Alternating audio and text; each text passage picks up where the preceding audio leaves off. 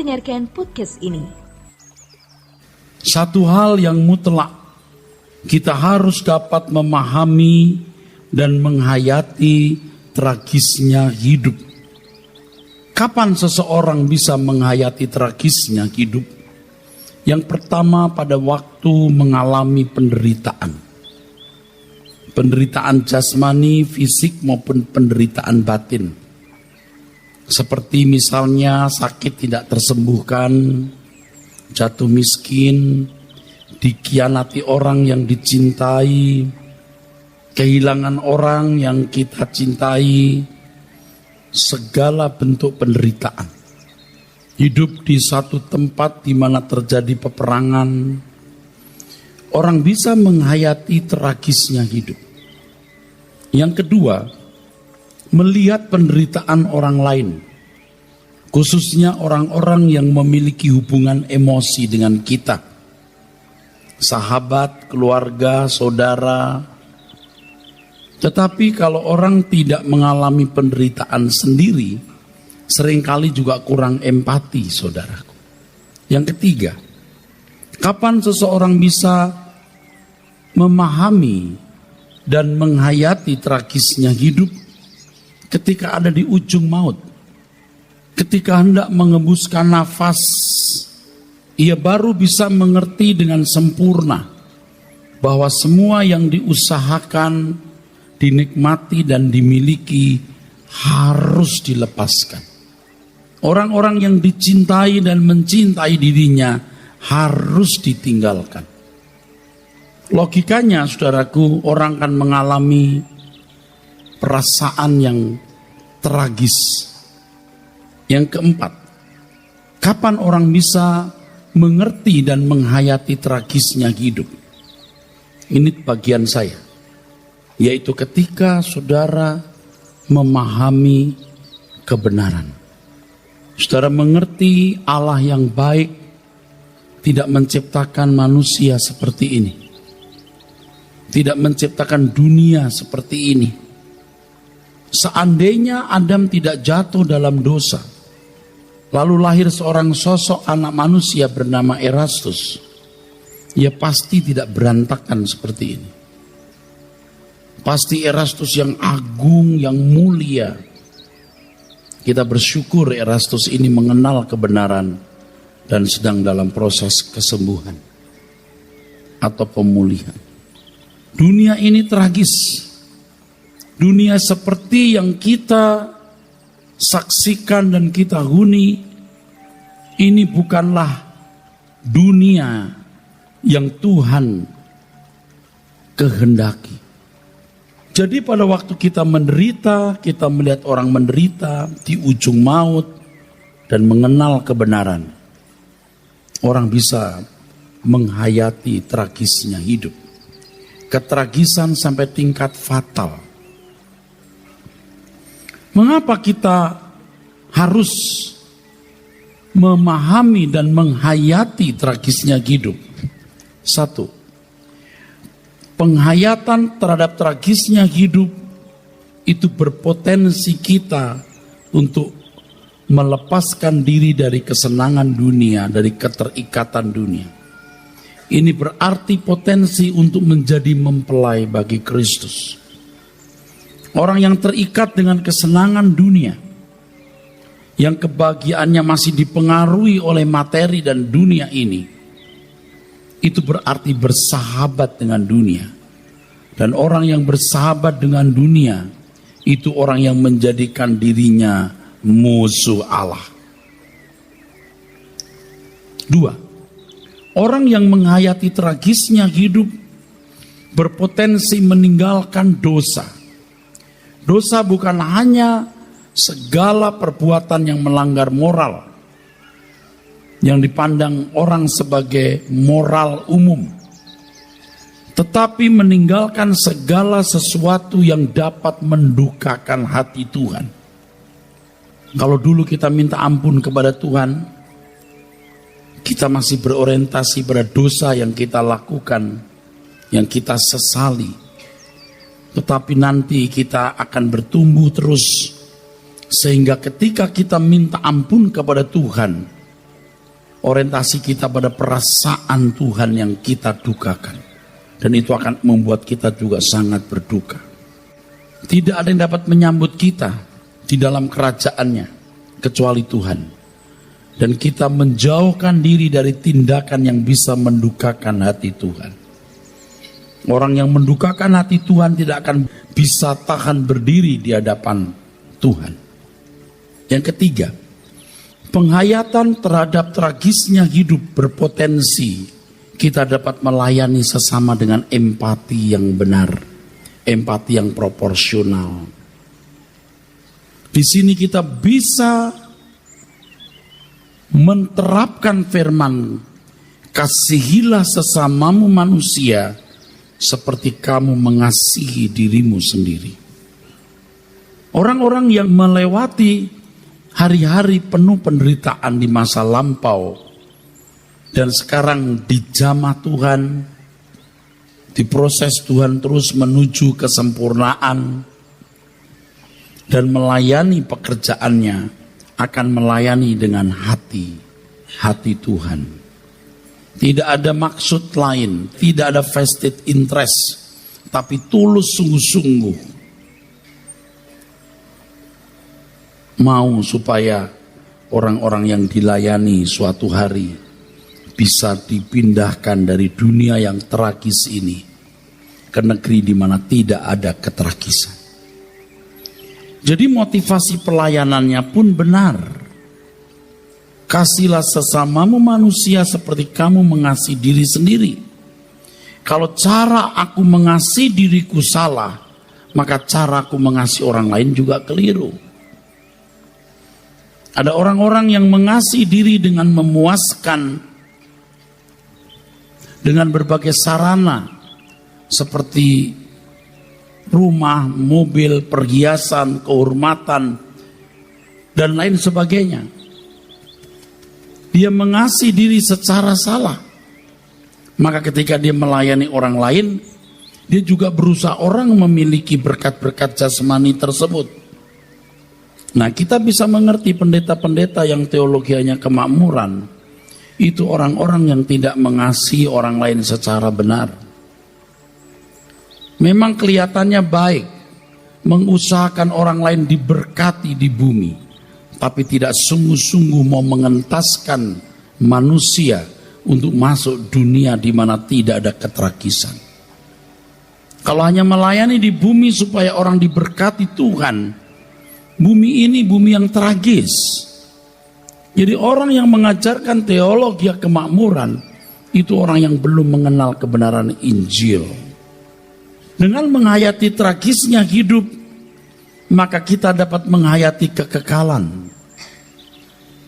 Ada kerinduan yang kuat untuk memiliki dunia lain. Tetapi kalau orang tidak menghayati tragisnya hidup, dia berpikir seakan-akan hanya bumi ini ada kehidupan. Ia pasti berusaha untuk mengembangkan, membuat berbunga-bunga, mengelaborasi hidup ini seindah-indahnya, seceria-cerianya. Padahal seindah, seceria apapun hidup akan berakhir tragis. Orang yang menghayati tragisnya hidup berpotensi mengenal kebenaran yang diajarkan Tuhan Yesus. Ajaran Tuhan Yesus itu ekstrim sekali, saudara. Kumpulkan harta di surga, bukan di bumi. Serigala mempunyai liang, burung mempunyai sarang, anak manusia tidak punya tempat untuk meletakkan kepalanya. Mau ikut aku dengan cara ini? Kamu bukan berasal dari dunia ini. Asal ada makanan, pakaian cukup. Semua ini sulit dipahami oleh orang-orang yang tidak menghayati tragisnya hidup. Nah, ini ringkasan yang saya sudah sampaikan dalam banyak kesempatan. Yang nanti kembali butir per butir bisa saya jelaskan. Sekarang kita membuka Matius pasal 11 ayat 27, melanjutkan pemahaman ini. Melanjutkan kebenaran yang saya sampaikan beberapa waktu yang lalu di tempat yang sama. Matius 11 ayat 27. Matius 11 ayat yang ke-27, semua telah diserahkan kepadaku oleh Bapa-Ku, dan tidak seorang pun mengenal anak selain Bapa, dan tidak seorang pun mengenal Bapa selain anak, dan orang yang kepadanya anak itu berkenan menyatakannya. Ya, Bapak Ibu saudaraku sekalian, saya sangat tergores oleh satu fakta atau hal yang sangat menggores yang bisa mengejutkan mengenai keberadaan Allah anak yang dihentikan keberadaannya oleh Bapa, dikosongkan, dibunuh, dimatikan. Nah, untuk itu kita melihat dulu di sini saudaraku penjelasan ini. Allah ini Elohim saudaraku. Bagi bangsa Israel, mereka mengenal Elohim itu esa, dalam arti satu, tunggal. Memang di Alkitab dikatakan, aku Allah yang esa. Esa itu ekat. Tetapi intinya, saudara, saya beritahu, ekat itu bukan berarti satu, tapi kesatuan. Aku Allah yang ekat, yang esa. Ekat ini artinya kesatuan atau satu-satunya, bukan satu dalam arti tunggal. Kalau Alkitab berkata, maka laki-laki akan meninggalkan ayahnya dan ibunya dan bersatu dengan istrinya, itu di kitab Kejadian. Maka mereka menjadi satu daging. Kata satu itu ekat. Mereka menjadi satu. Nah, begini. Sedangkan satu dalam arti tunggal itu sebenarnya yakit.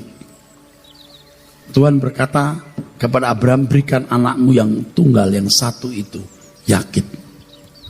Jadi kalau bicara mengenai Allah yang esa, itu tidak boleh dipahami sebagai satu dalam arti tunggal. Ini dalam konteks Kristen ya saudara. Dalam konteks agama samawi seperti agama Israel, agama Yudaism, esa buat mereka itu berarti satu dalam jumlah. Itu tidak sama dengan pengertian kita. Bangsa Israel tidak bisa disalahkan karena mereka belum tahu dan juga tidak perlu tahu pada zaman perjanjian lama. Tapi ketika masuk perjanjian baru, mereka harus memahami bahwa di dalam kata ekat itu ada kejamakan Bapa dan Anak. Elohim ini artinya, him ini jamak, child itu satu, children itu banyak. Kalau L dalam arti tunggal itu begini, ini L saja. Tapi kalau ada tambahan Elohim, ini berarti jamak. Nah, tadi kita membaca ayat 27, dibaca ulang. Semua telah diserahkan kepadaku oleh Bapa-Ku, dan tidak seorang pun mengenal anak selain Bapa, dan tidak seorang pun mengenal Bapa selain anak, dan orang yang kepadanya anak itu berkenan menyatakannya. Sekarang disingkapkan bahwa di dalam Elohim itu ada Bapa dan Anak. Kalau sudah tanya, Pak, di mana Roh Kudus? Roh Kudus itu roh Bapa, roh Allah. Tentu saja di perjanjian baru tidak bisa menggunakan kata Allah dalam arti Elohim, karena Elohim itu jamak. Karena anak sudah menjadi Yesus. Anak sudah menjadi Yesus, Yeshua HaMashiach. Jadi maka Bapa ini rohnya disebut roh Theos. Tidak menggunakan roh Elohim, karena Elohim artinya jamak. Yesus sudah turun jadi anak, sudah jadi manusia. Nah, orang percaya diberi anugerah untuk mengenal ini. Untuk mengenal ini. Luar biasa, saudara. Untuk mengenal ini. Mengenal Bapa dan Anak. Nah, anak itu siapa? Tentu buku Tritunggal itu kan tebal, saudara. Saya tidak bisa menjelaskan semua dalam waktu singkat. Saudara harus tahu bahwa anak itu yang di dalam Injil Yohanes pasal 1, ya, Yohanes pasal 1 ayat yang ketiga. Coba dibaca.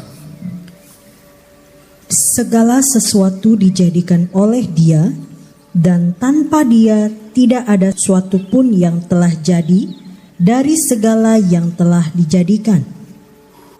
Saudara, Tuhan Yesuslah yang menciptakan langit dan bumi. Dalam kitab Kolose dikatakan bahwa segala sesuatu diciptakan Theos, diciptakan Bapa, melalui anaknya. Baik yang kelihatan maupun yang tidak kelihatan, baik di bumi maupun di surga. Jadi Allah menciptakan segala sesuatu selalu melalui logos ini. Ini kalau dalam bahasa Ibrani-nya hokmah. Hokmah. Hikmat atau kecerdasan. Hikmat atau kecerdasan. Jadi Tuhan Yesus itu hikmat atau kecerdasan Allah yang menjadi pribadi Allah anak. Tetapi Tuhan Yesus itu tidak memiliki kuasa atau kemuliaan. Alkitab jelas mengatakan bahwa kemuliaan yang dimiliki Tuhan Yesus dari Bapa. Kemuliaan yang kau berikan padaku sebelum dunia dijadikan. Tuhan Yesus ini pencipta. Tapi ingat, tanpa Bapa dia tidak bisa berbuat apa-apa. Tuhan Yesus ini pemerintah.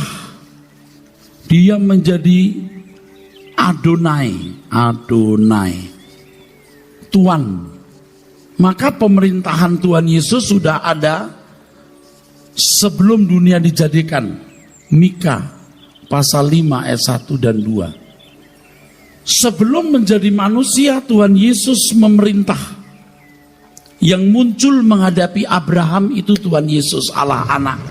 Karena Allah Bapa Theos tidak kelihatan, roh adanya.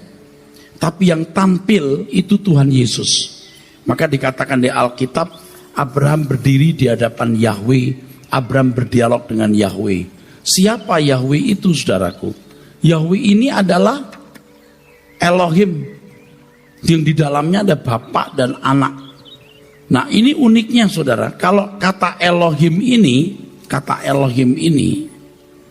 saudara perhatikan terus, nanti saudara mengerti maksud saya. Saudara meleng masuk balik nggak ngerti. Jadi Elohim ini kata juga digunakan untuk Allah agama lain. Kalau di Alkitab dikatakan Allah agama lain, Allah orang kafir, sebutannya juga Elohim. Jadi ini bukan milik orang Israel kata ini. Nah, kalau untuk orang kafir, Elohim ini jamak kan, saudara? Ada banyak dewanya, Milkom, Moloch, Asera, Asitoret, Dagon, Baal, dan lain-lain. Tetapi kalau untuk Israel, ini namanya Yahweh. Nah, kalau saudara membaca Alkitab, saudara menemukan Abraham berhadapan dengan Yahweh, berdialog dengan Yahweh. Ini Allah anak. Allah anak yang mewakili Elohim. Elohim ini lembaga ilahi.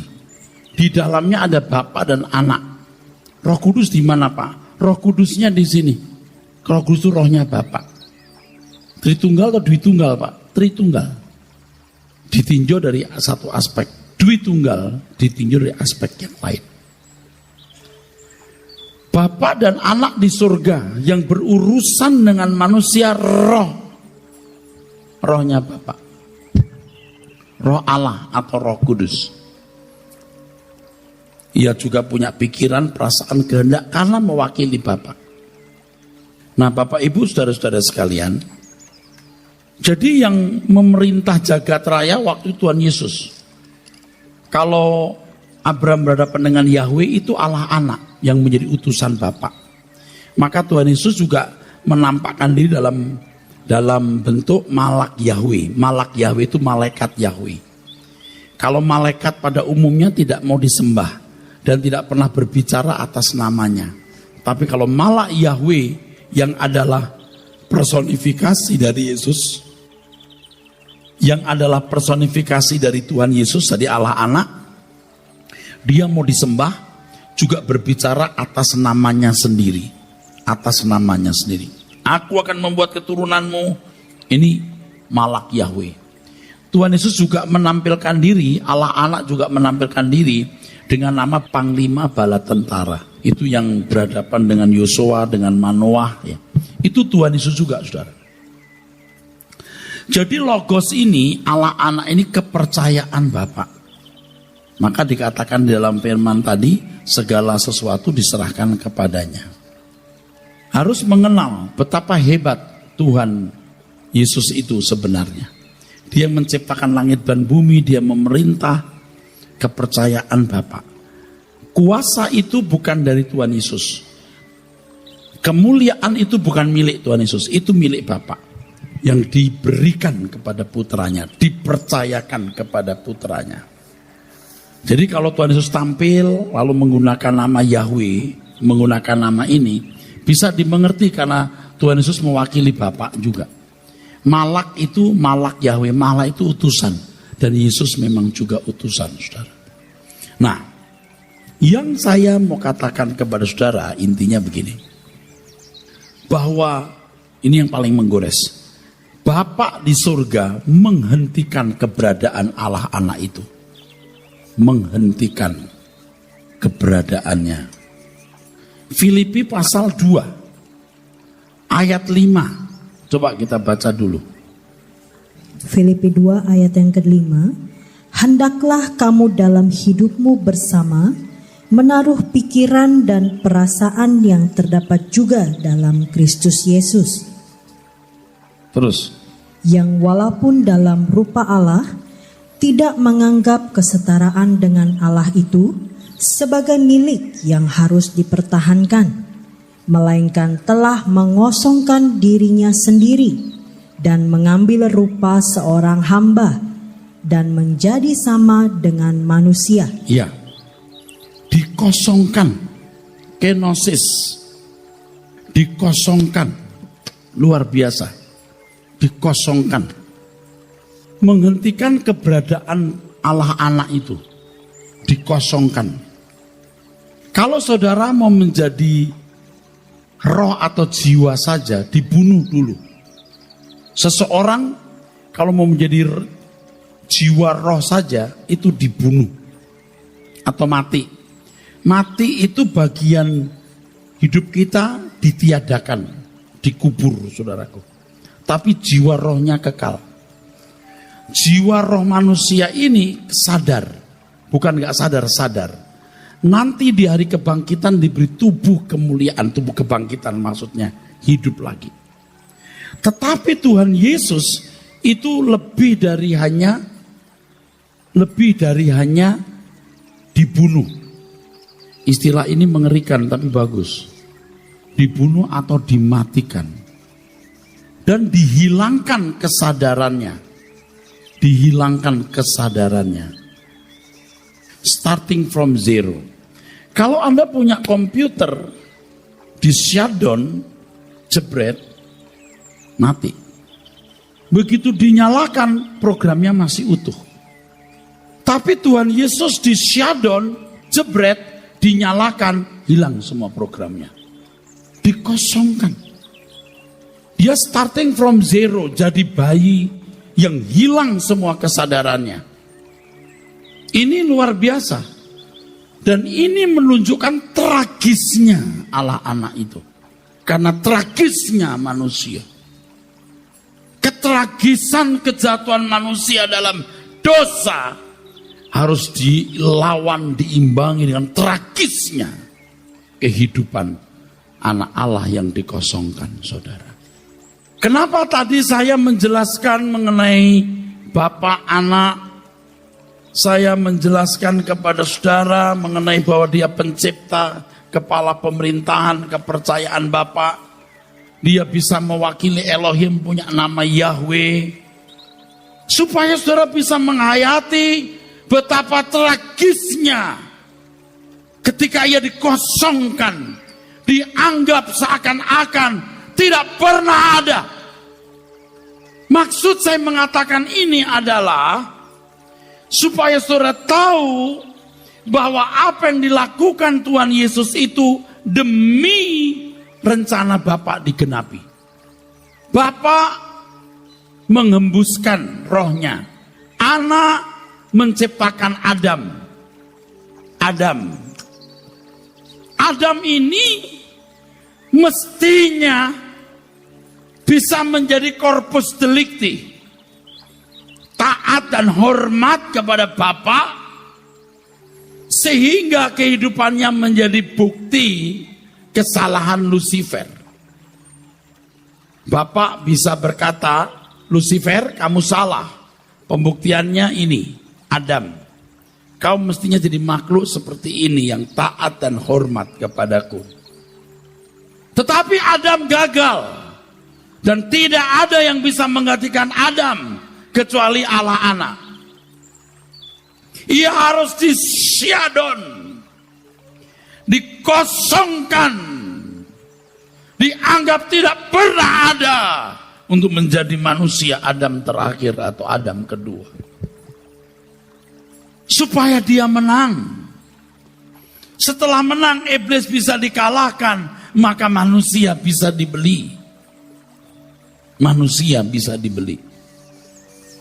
Dengan manusia bisa dibeli, manusia bisa menjadi bait Roh Kudus.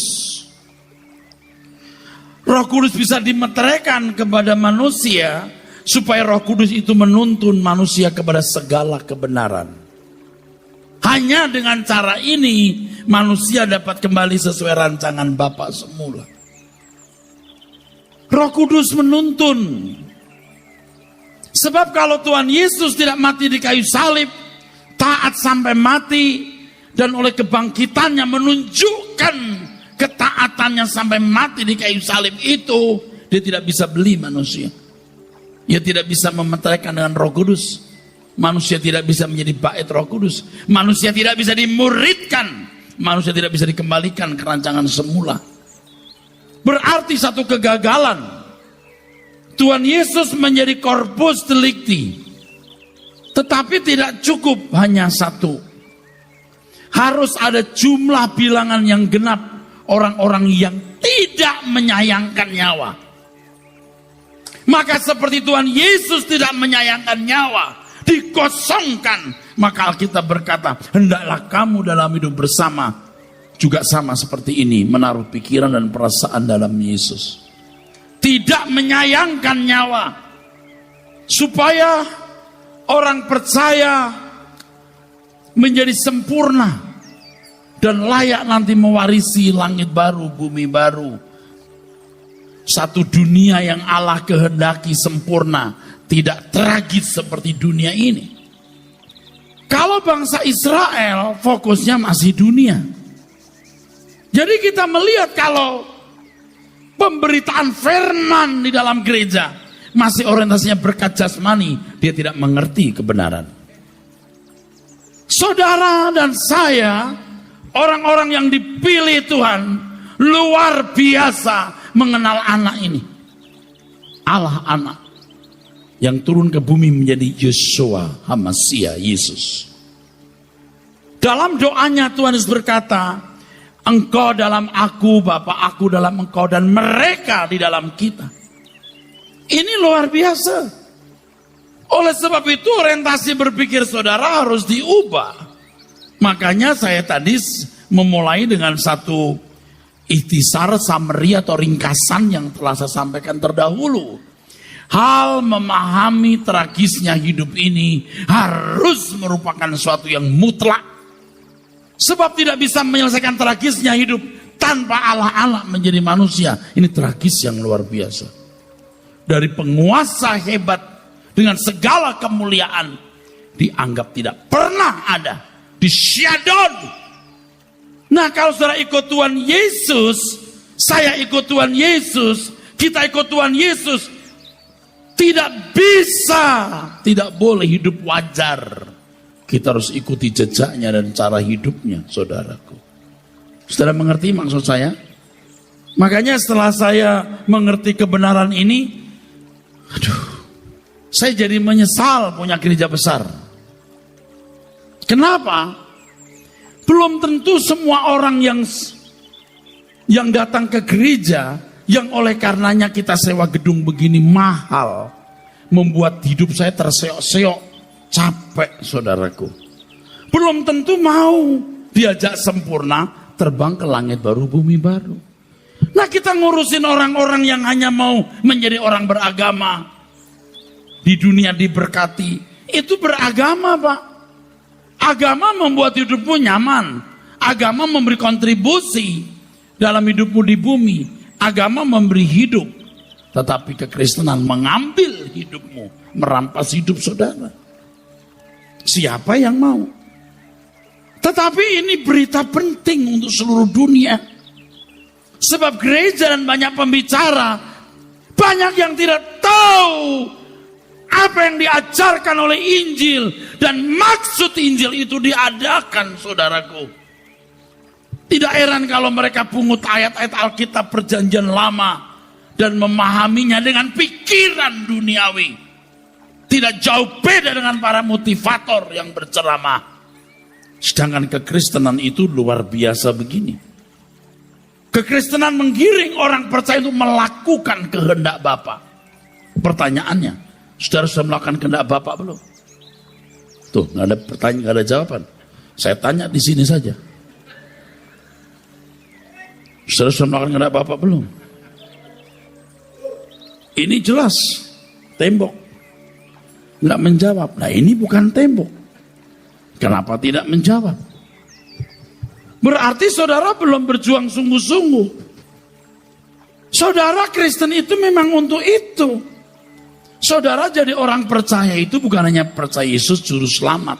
Percaya itu berarti mengikut jejaknya.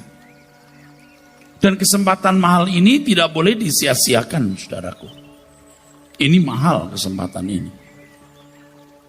Saya mengajak semua jemaat Tuhan dan khususnya para pengurus gereja.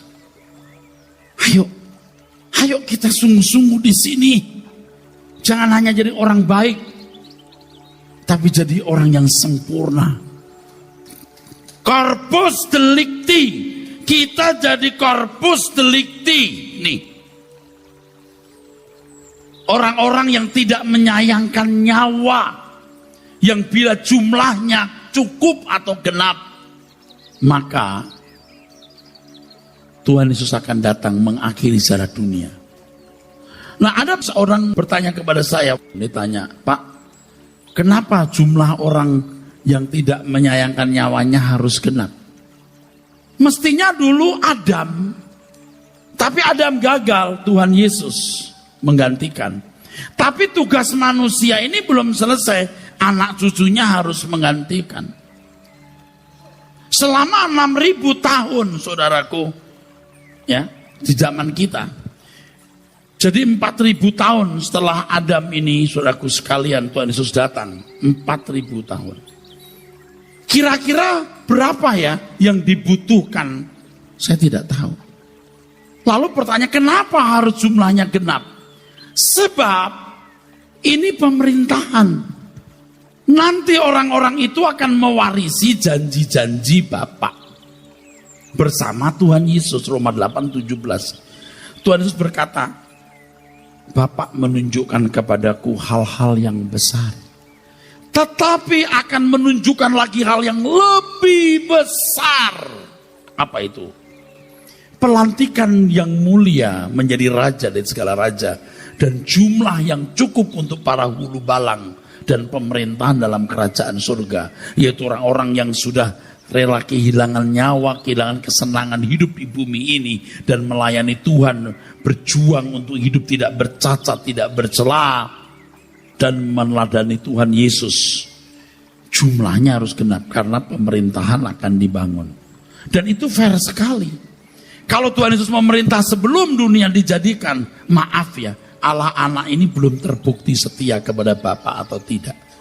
Lucifer terbukti salah, Allah anak belum. Dia harus diorientasikan jadi manusia juga. Dan terbukti jadi anak yang taat. Maka dia layak menerima mahkota. anak domba Allah itu layak menerima mahkota. Dia membuktikan. Saudara juga layak dimuliakan bersama Tuhan Yesus kalau setia sampai mati, tidak terikat dunia ini. Nah, kalau orang tidak menghayati tragisnya hidup, dia mencintai dunia. Tidak menghayati tragisnya hidup, seperti yang tadi saya katakan, dia tidak rela meninggalkan kesenangan dunia. Dia tidak rela meninggalkan dosa. Kalaupun dia melayani, jadi pendeta, jadi aktivis, tidak punya empati yang sungguh untuk menggiring orang keluar dari dunia ini menuju langit baru, bumi baru, di mana tidak ada tragisnya hidup. Saudara mengerti yang saya maksud? Saudara paham yang saya maksud? Apa yang saya katakan ini bukan karena saya orang sakit jiwa atau terobsesi apa ya Pak Eras ini. Saya nggak terobsesi apa-apa, kecuali kebenaran firman ini luar biasa. Sebab kalau hanya mau hidup nyaman, ini momentum saya nyaman, bukan sok. Kalau saya tidak memahami kebenaran ini, saya mencari nyamannya hidup. Saya nggak mau capek-capek begini, saudara. Sudah begini jadi omelin. Tapi saya tidak peduli, karena saya tahu rumahku bukan di bumi. Saya tahu kenyamananku bukan di sini. Aku menyongsong kedatangan Tuhan yang akan memerintah di langit baru, bumi baru. Nah, ini kan orang-orang gila yang berani masuk ke sini. Artinya orang-orang yang sudah tidak waras di mata manusia. Oleh sebab itu saya katakan kepada saudara bahwa paling membahayakan dalam hidup kita adalah kewajaran hidup. Jelas kalau namanya judi, narkoba, perjinahan, percabulan, pembunuhan itu jahat. Tapi kewajaran hidup itu dianggap nyaman, nggak salah. Kita beragama, berbudi pekerti baik, kita juga nyumbang gereja, wajar. Tapi Anda tidak tahu bahwa Tuhan memanggil Anda bukan untuk wajar, tapi untuk ikut Yesus dan hidup seperti Dia pernah hidup. Mungkin di sini juga ada orang yang masih sembarangan hidup. Hidup dalam dosa. Hidup dalam percintaan dunia. Saya ingatkan saudara, kalau saudara tidak bertobat, saudara binasa. Saya nggak jahat, Pak. Saudara dipanggil bukan untuk baik, bukan untuk menjadi orang tidak jahat, tapi menjadi seperti Yesus. Ini Injil yang benar. Di pengadilan tatanya diam 1000 bahasa, sungguh betapa dahsyat suasananya. Setiap makhluk tercekam di dalam hadirat Tuhan, kemuliaannya melingkupi semua. Tiada yang tersembunyi di mata Tuhan yang suci. Tuhan menguji lika-liku nurani. Kitab-kitab pun terbuka, ungkap tindak manusia, baik yang baik dan yang durjana. Terdengar pilu, ratap tangis dan jerit penyesalan, hanya gemetar tiada kesempatan. Anugerah yang berharga telah disia-siakan, semua lenyap musnah tiada kenangan. Terdengar pilu, ratap tangis dan jerit penyesalan, hanya gemetar tiada kesempatan. Anugerah yang berharga telah disia-siakan, semua lenyap musnah tiada kenangan.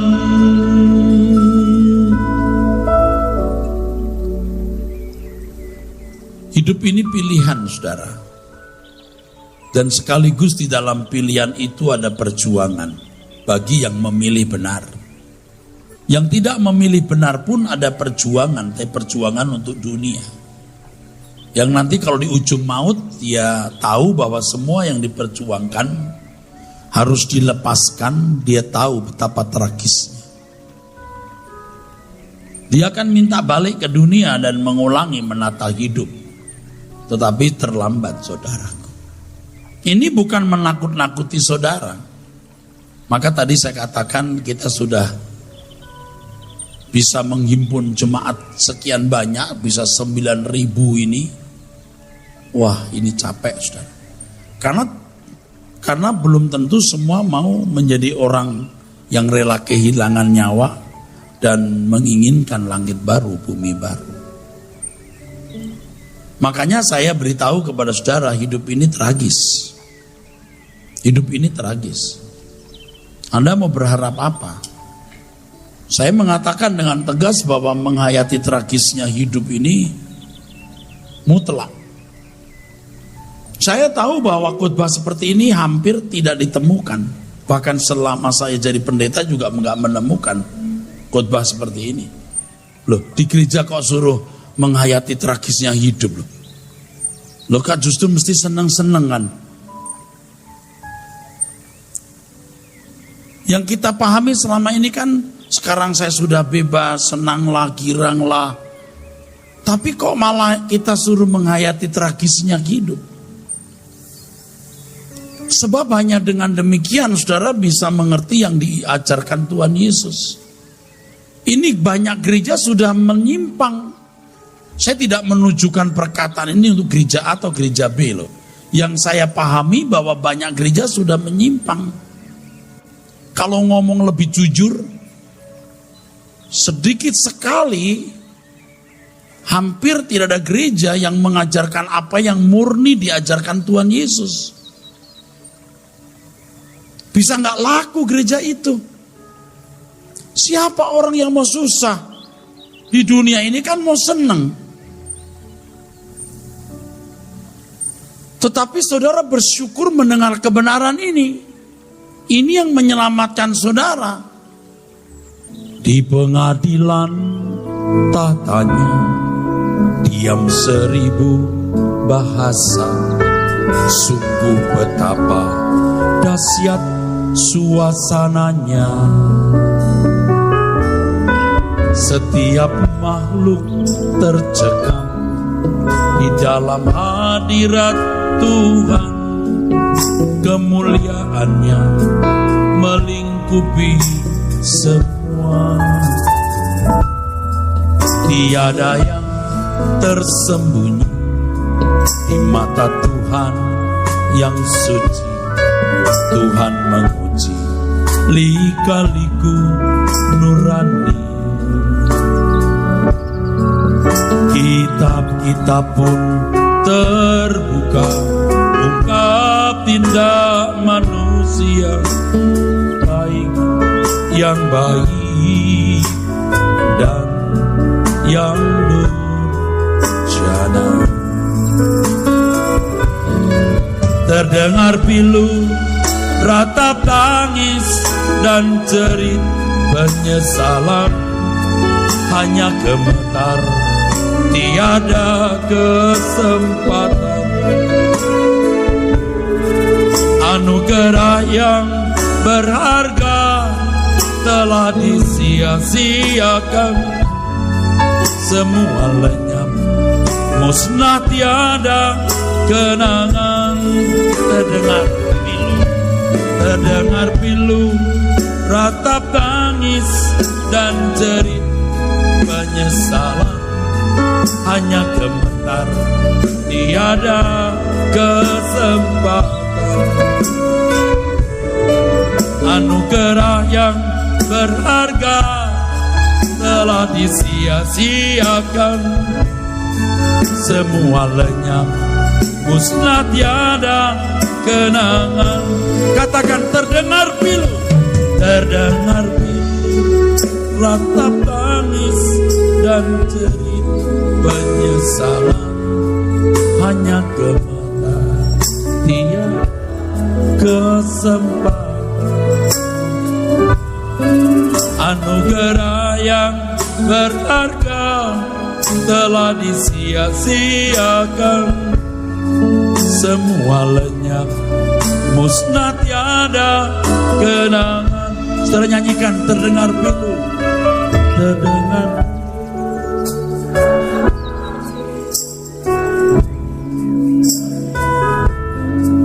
Hanya gemetar, tiada kesempatan,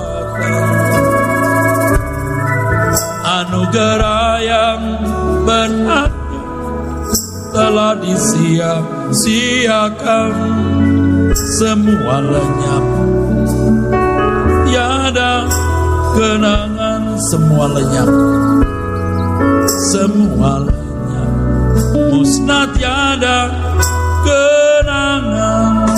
Semua lenyap, saudaraku sekalian, musnah tiada kenangan. Bapak, Ibu, saudaraku, saya ingin mengajak saudara untuk menghayati betapa tragisnya ketika anak harus dikosongkan, disyadon, lalu seakan-akan tidak pernah ada sebelumnya. Nggak kepikirkan betapa dahsyatnya ini, maka saya katakan ini paling menggores jiwa saya. Dianggap tidak pernah ada. Dibunuh, dimatikan. Lalu starting from zero, dari nol. Ini luar biasa loh saudaraku. Saya kadang-kadang ya saudaraku, kalau lagi capek gitu, saya berpikir, Tuhan kalau Engkau segera datang, Engkau datang. Ini orang-orang yang sombong itu ya, baru tahu dia nothing. Dia mau cantik, dia mau kaya, dia mau ganteng, dia mau berpendidikan tinggi, nothing. Nah kadang-kadang orang kaya aja enggak tapi sombong. Cantik, ganteng saja enggak tapi belagu. Berpendidikan tinggi pun enggak tapi sombong. Saya hampir punya semua loh saudaraku. Cuma satu, gantengnya itu bagi istri saya saja. Pendidikan saya punya, hormat saya punya, pangkat saya punya. Kalau untuk saya pribadi, saya udah lebih dari cukup. Tapi ini pun nothing. Kalau sampai kita berhadapan dengan Bapa di surga dan ternyata kita belum melakukan kehendak Bapa, ini kan konyol saudaraku. Ini konyol. Saudara yang kaya, yang cantik, yang ganteng, yang berpendidikan tinggi pun nothing. Apalagi udah miskin, bodoh, belagu lagi. Apa yang Anda andalkan sebenarnya? Udah mati masuk neraka lagi. Coba, konyol sekali kan? Tetapi siapapun kita, tanpa melihat pangkat, gelar, kedudukan, atau kelebihan apapun, kita merendahkan diri dan berkata, Tuhan Yesus, aku mau belajar seperti Engkau. Apapun yang kumiliki bukan sesuatu yang bernilai untuk kekekalan, kecuali semua kupersembahkan dan tidak kumiliki lagi. Saudara harus memilih Tuhan atau dunia. Harus memilih. Dan kesempatan yang Tuhan berikan hari ini, kesempatan tak ternilai yang harus sungguh-sungguh kita manfaatkan.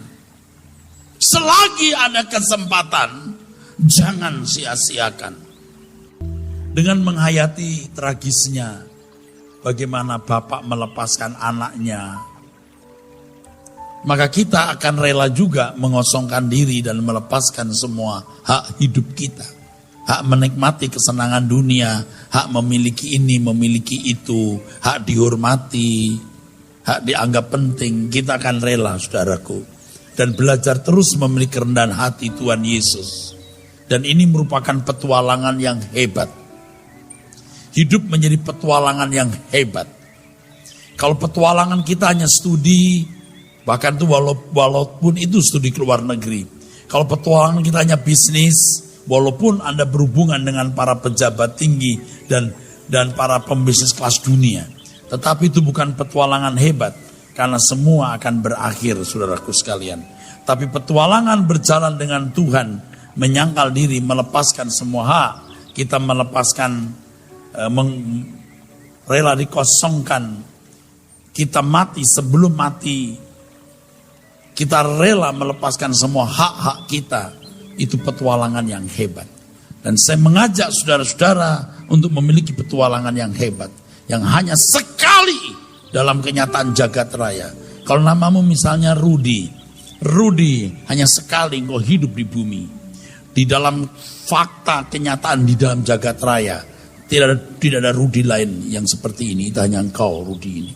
Dan engkau hanya punya satu kali kesempatan. Dan itu singkat. Dan singkatnya kesempatanmu itu menentukan nasib kekalmu di kekekalan. Nasib kekalmu di kemudian hari. Oleh sebab itu saudara, tinggalkan dunia dengan segala kesenangannya. Tinggalkan dosa yang melukai hati Tuhan. Kita mau berdamai dengan Tuhan dan memperbaharui hidup. Amin.